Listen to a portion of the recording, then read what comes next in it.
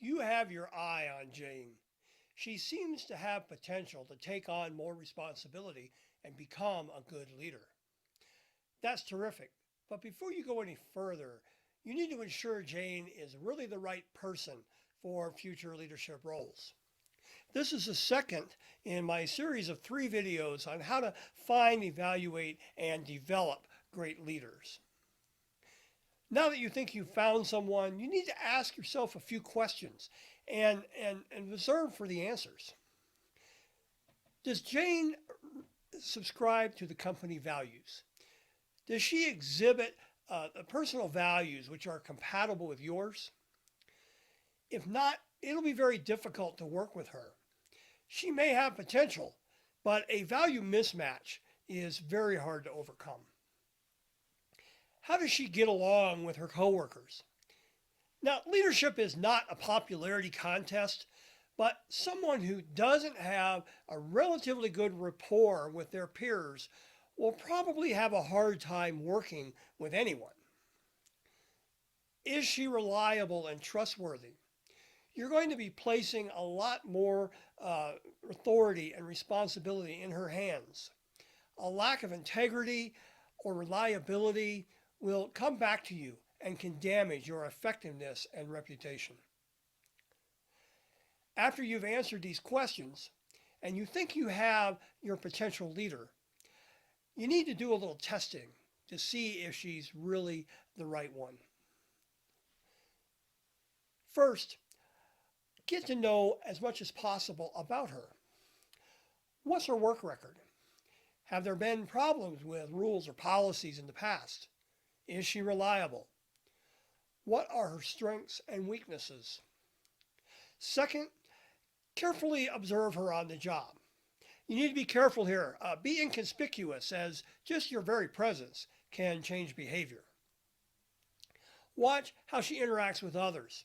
Is she courteous with fellow workers and with her boss? Human relationship skills are important, and I found that in general, people who can't get along with others usually don't make very good leaders. Watch for the person who appears to carry a grudge. There may be a good reason for that, but it might be something, and it may be something that can be resolved, but it also might be a sign of someone who is never happy with anything.